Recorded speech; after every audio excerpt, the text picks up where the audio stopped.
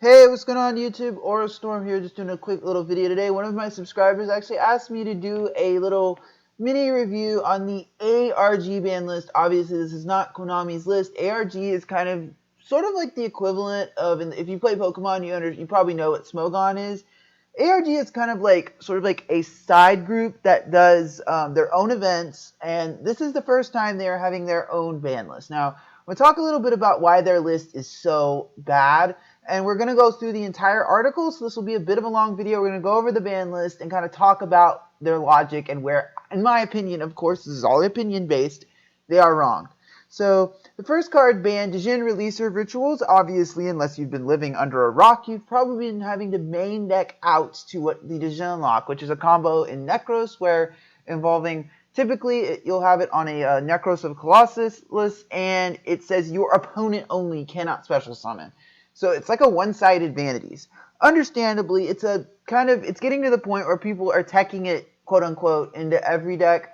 I'm actually fine with it getting banned. Next, we're going to talk about Fusion Gate. Now, if you don't know what Fusion Gate is, it is a field spell card that lets you fusion summon by banishing cards from your hand or graveyard instead of doing the normal polymerization methods. Now, my opinion on Fusion Gate, it is not the problem. The problem is Fusion Gate is often in the FTK decks Fusion Gate is used in are what are called the Blaze Phoenix, the Bombarding Bird FTKs, or they're called the Blaze Phoenix FTKs, which is I think it's a pyro type fusion monster that inflicts burn damage, and it was unfortunately part of a lot of notorious FTKs. And if you look at Fusion Gate's not the problem. It's Blaze Phoenix. And there's a lot of cards that are involved in that whole Mist Valley FTK format, where cards like Divine Wind of Mist Valley, GeneX Ally, Birdman, cards like that were part of the FTK, have been sitting at 1, but we still have Blaze Phoenix at 3 for some reason. And the card, I believe, is at 1 in the OCG, so banning Fusion Gate doesn't solve the problem. It's what I call an enabler, and that's going to be a theme of this video. So the next card we're talking about is Laval Chain. This fits under the enabler category. Chain does not need to be banned. Now I'm gonna tear apart their logic because it's absolutely just stupid, but we'll get to that. Necros of Trishula doesn't need to be banned. To be honest, it's not the best card in Necros. I know people might think, Aura, you're crazy. It's like, no. Trishula is their boss monster, and it is unlike old Trishula, which the difference between new Trishula is that old Trishula didn't care if you had a card in hand. That's what made old Trishula so devastating, was you could loop it over and over with the right setup. So, as opposed to Necros of Trishula, which is once per turn and can't be activated if there's not a card in one particular location. So, I don't think Trishula is anywhere near ban-worthy at all, let alone limited, but that's my personal opinion. Royal Magical Library, perfectly fine with that. It's just, the card hasn't aged very well, and with all these Pendulum decks coming out, particularly Ignites, this card is going to be abused. And you might say, Aura, hit it to 1. Well, it's a level 4, which means you can summon or monk it out, which at 1 it would still be abusable, and you would still be able to draw it. So I feel like it just needs to be banned. And then Vanity's Emptiness. If you've followed me for a while and understand how I feel about floodgates, floodgates are what I call a necessary evil. That's what they are. And I feel like when a deck comes out that actually flourishes under a floodgate, it is perfectly fine to limit it. In the case of Vanity's Emptiness, it was really good in Burning Abyss because they could turn it off at any time with Dante. But Yosenju's, I think, were the final nail in the coffin, because Yosenju's just literally could keep Vanities on the board with floodgates and just not care. So, my opinion on Vanities, it's perfectly fine at 1. It does not need to be banned. I think it's a perfectly healthy card at 1, similar to Skill Drain. And I think banning it is just like a stupid decision. But next we're going to talk about cards restricted to 1. Seer is now at 1. Now, my opinion on whole Burning Abyss stuff is Graf is really the problem, not Sir. Graf is the primary target that made Tour Guide hit on the limited list, was not Sir, it's Graf. Graf is clearly the problem, the reason why Tour Guide is currently at 1. So, in my personal opinion, I would probably leave, Sir's not the problem, I think Graf is. And El Shaddoll Construct, El Shaddoll Fusion to 1, no. My thing on Shaddolls is that the reason I think they're fine the way they are in our current format, obviously, things will change. they really don't have, other than Burning Abyss, they don't have great matchups. I mean, Necros isn't a good matchup. Cleese is obviously a bad matchup. Ritual Beast will just contact out if you try to go Shadow Fusion, and then you will have to be forced to use materials from your hand. Infernoids never go into their extra deck. You're kind of getting a theme here. Like, if you look at the Tier 1 to Tier 1.5 decks, Shaddolls have a bad matchup against those, and I just see that as a problem for me. I don't think Shaddolls need to be hit. I think that until decks like Burning Abyss get hit and Necros get hit, I feel like Shaddolls aren't really necessary. Sort of the similar with Tellarknights, but Element Hero Bubble Man restricted to 1. The argument there, I don't think Bubble Man, I think Bubble Man, if Stratos were to come back, I would be fine with Bubble Man semi-limited, but Bubble Man does not need to go to 1 just for Stratos to come off the list. It's kind of obvious. Stratos going to 1, to be honest, at this point, I would honestly think, now this is a personal opinion of mine, I think heroes are fine as they are. I think that heroes have enough searchers without Stratos. But Stratos is that, people want Stratos back because it's that one searcher, it's that +1, and you can use it over more than once per turn. I think Stratos could come back to 1 and it'd be a healthy card, but to be honest, I don't think it's kind of like it's not really necessary for the deck as currently constructed. Instant Fusion going to 1, me personally, I don't see, Norden isn't out yet, so I think from Konami's point of view, they're not going to touch Instant Fusion until their 10s go out the door, then it'll probably be hit. I don't think Instant Fusion is a bad card now, because I don't think we should limit Instant Fusion now because Norden is coming out. And then Mistake going to 1, this is stupid. My opinion on Mistake going to 1, it's a floodgate, and it shuts down a few of the top tier decks. But my thing on a floodgate is that there's not a deck that really thrives under Mistake's conditions. Yes, Shaddolls and Burning Abyss can main it because they don't search that much. But I just feel that they don't give those decks benefits like Skill Drain does in Cleese. And I feel like searching isn't as important in Yu-Gi-Oh! Right now, even though in a lot of the meta decks it is. Because even though it's really good against Necros, it's not great in any real other matchup. I mean, it's okay against Tellers and Cleese, but I just feel that the card does not need to be limited. I feel like people just want to ban every floodgate because they don't draw the MST, and I feel like that's kind of silly. Necros of Unicorn going to 1. This is a hit I've eyeing coming for a while. I think Unicorn is the best card in Necros. It easily sets up Gymlock plays. It's a floodgate for extra deck monsters, and you can pitch it from hand to get any Necros card from your graveyard. Once I started testing Necros and playing them, I actually realized Unicorn is by far their most powerful card because of those Kaleidoscope into Unicorn plays that's in like a +1. So I feel like hitting Unicorn is a healthy thing to do. Wind Up Carrier coming to 1. If you watch my ban list video, you understand how I feel on Carrier. I feel like Carrier could come up to 1 just to test to see what happens. To be honest, I feel like wind-ups are way past their prime, but especially with no Shockmaster. So anyway, getting to the semi-limited. Dante, Traveler of the Burning Abyss, going to 2. I think this is most likely to happen at some point. I think hitting Dante to 1 is too much. You don't want to completely kill Burning Abyss, but I think semi-limiting is a bit more of a good idea in my opinion. That's what I would do. Dragon Ravine going to 2, whatever. Exector Hornet going to 2. I think the Insector cards are similar with in the boat with windups. I feel like Hornet and Dragonfly could probably both come to 2. Rescue Rabbit coming to 2. I don't know if this is the smartest idea yet because Ignites are coming out, and I believe they have 2 level 4s in the archetype. I've barely tested the archetype. I'll tell you, Rescue Rabbit probably will stay at 1 until Konami sees what Ignites do because they are all vanillas. And then Summoner's Art, we're going down to 2. My thing on Summoner's Art is that, honestly, I don't think it's a problem with Cleese anymore, really, because they only have 2 scouts, and they only have, total of maybe 4 targets they usually only run 1 monolith and 3. So, I feel like it's actually fine at 3, to be honest. I don't think Summoner's Art really needs to be hit. I think Cleese got hit enough on the last list. 2 copies of Torrential Tribute going to 2.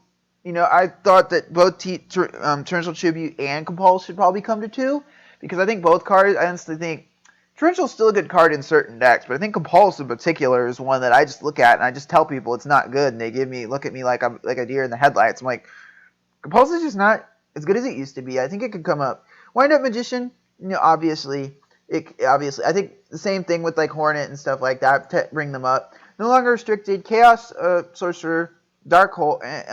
Sorcerer's been at 2 for a long time. I feel like it probably could come up. Dark Hole going to 3. I'm just not. I don't think we should just buff the destruction just because it's not as relevant. I think there's a lot of rogue decks that don't thrive with destruction. So I feel like the way we have 1 Regeki, 2 Dark Hole is perfectly fine. Glow Up Bulb going to 3. I think, why is it still at 1? Don't have to really talk about that. Sacred Swords, bumping it to 3. I don't think it should have been at 2 to begin. After the Dragon Rulers are banned, it's kind of obvious to bump it to 3. So we're going to talk a little bit about their logic behind cards. They talked about Dijin Releaser and Vanities, and it says there were 3 cards that were on almost every committee member's list. Now, if you don't know who's on this committee is the question. Now, you can go watch Drew's video. He thinks these are... I'm giving you Drew at DPYGO's opinion on this. His opinion is that most people at this are just a bunch of misfit Yu-Gi-Oh players. They probably don't go to Konami events due to various reasons, so they go to ARGs. And I think that they're really out of touch with what...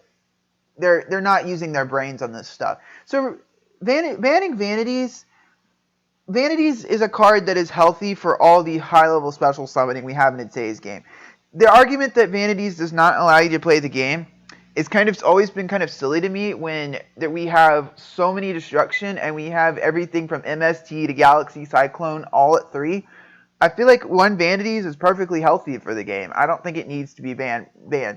Banning Fusion... Their logic for banning Fusion Gate, they literally even mention it due to Blaze Phoenix. Well, then why aren't you limiting Blaze Phoenix? Fusion Gate does not need to be banned. It's what's called an enabler. That's painfully obvious, at least to me. I don't think Fusion Gate needs to be banned just to bring Stratos back. I think it's absolutely stupid. And if you really think Blaze Phoenix is a problem, don't ban Fusion Gate. Limit Blaze Phoenix. It's kind of obvious. I don't think Bubble Man really needs to. I think Bubble Man doesn't need to go lower than 2, because that's what they have in the OCG. They have, I believe, Stratos is legal, but they have Bubble Man at 2, and I think Mally's also at 2. So I just feel like this is really silly to just straight up ban Fusion Gate because of Blaze Phoenix, but leave Blaze Phoenix at 3. It's highly illogical. Laval Chain ban. I'll talk a little about my opinion on Laval Chain. I think this has gone way out of proportions, but I'll read what their articles say. It says, quote, almost every member wanted this card banned, and the ones that did not want it so restricted to 1. Now, my argument, watched Yugi No-No's video on this particular card, and his theory on why the card's not a problem is that it's a combo card. Now, the arguments they have for banning Laval Chain is its centerpiece of degenerate FTKs, particularly mentioning Blue-Blooded Oni. The Blue-Blooded Oni is one of the most inconsistent FTKs in Yu-Gi-Oh! And I just feel that if you really think it's a problem, limit or ban Blue-Blooded Oni. Don't ban the card that's the enabler. It's the same reason I think we have 1 tour guide. And they particularly mention Infernities. Are Infernities playable with 1 Archfiend? If you play Infernities with 1 Archfiend, you will probably say no, that it nearly killed the deck. And I just don't think Infernities are a reason to ban Laval Chain. And they say Dijin Lock is the reason to ban it. You ban Dijin. Why do you need to ban Laval Chain? And just, why are you just beating a dead horse? Dijin is banned. You just stop while you're ahead. I think Laval Chain is a perfectly fine card. And I think it's not even necessary to touch. That's probably an unpopular opinion right now, but nevertheless, I've never looked at Chain as an unfair card. And you can say Aura Clownblade is coming out. Well, Clownblade will not be in the TCG at full power. If you look at what the OCG has, they have that new Utopia card, the Utopia the Lightning and S0. They have Infinity. They have better options than we do to go in Clownblade with Ptolemos. The best things we have without Infinity are Durandal and Pallades. Clownblade will not be, I think it's a perfectly logical thing to say that Clownblade will not be meta because we don't have everything that the OCG has. And plus, you also have to consider they don't have Burning Abyss. Shaddolls are completely neutered over there. And that's one of the reasons why the top tier. The reason they didn't change the ban list is they had a balanced format, and I just don't think that Clown Blade is going to break the meta here when it comes out in a few formats. And of course, and talking about Sir and Dante, I feel like Sir is a bit of a problem in Burning Abyss, but I don't think it's the main problem. I think the main problem is Graph, because Tour Guide to Graph sets up an instant Fire Lake play. So if you open Tour Guide Fire Lake, your opponent is basically just staring at you like, I lost. So I just feel that that's the problem with limiting Sir but not looking at Graph, when Graph is clearly the problem, is a bit ridiculous to me. And El Shaddai Fusion and Hitting Construct are shifted to 1. Now, obviously, when I look at the meta decks, my favorite is by far Shaddai's. And I will say, full disclosure, I like Shaddai's playstyle, and that when the Megatins come out, I will probably start building the deck. So full disclosure, I like Shaddai's. So my thoughts on Shaddai's and why they shouldn't be hit is that if you look at Shaddai's, I just don't think they have good matchups. Like I said, or I might have said this previously, they do not have any good matchups other than Burning Abyss. And because Ritual Beasts will just contact out, and the design of Shaddai's is meant to fuse from the deck, but you can't do that with a lot of these other decks that don't use their extra deck, or that's basically it. Like Shaddai's can't get the max amount of pluses against a lot of the other top tier decks because they don't go into their extra deck. So I feel like Shaddai's should just be left alone for the time being until, and honestly, I think Shaddai's could be, last year, like Mermails were when Duelist Alliance came out. Like, you could play Mermails, but they can't really keep up with a lot of these new decks. So I feel like that's, and Instant Fusion to going to 1, I think on Konami's end, because their thinking is we want to sell our Megatins, it doesn't make sense to hit Instant Fusion because it'll hurt their tin sales. So I think we could get one format with Instant Fusion at 3 and Nodin at 3, but you never know. I mean, the same thing was with the Star Seraphs. People thought the Star Seraphs were going to break the meta, but they didn't realize that we were in a different format than the OCG was when the Star Seraphs hit. So I think we could see Norden be like a Star Seraph. It might not break the meta. And they talk about Carrier, it's kind of in Ravine and Insector Hornet. And they talk a little bit about Rescue Rabbit, we're going to go through this. So, in summary, on the ARG list, I don't think it's very good. I think it was rushed because I think whoever runs ARG was probably thinking, Konami is taking their sweet time with our list. We want to put our list out before they did, and they rushed the process. I think it's kind of telling now obviously this is one of my Twitch mods giving me this information, so you can talk to him about it. Nimnim even works for ARG, and he said he doesn't like this list and that he feels that they rushed it. It's pretty telling when someone like Nimnim, who works for the company, says that he feels this list isn't very good. And I would completely agree with him. I think that I'm glad Konami is taking their time with the list, and I'm hoping we probably will not see a list like this because, to be perfectly honest, I don't think anyone who helped make this list who was on this committee used their brains. And I think that particularly what they banned was just completely, I hate to put it this way, stupid. But anyway, guys, I'd like to thank you for watching this video today. Really appreciate it when people watch my videos. Tune in on Tuesday, Thursdays, and Fridays for more Yu-Gi-Oh! Content. If you like what you saw from this video, please subscribe. Aura Storm, signing out.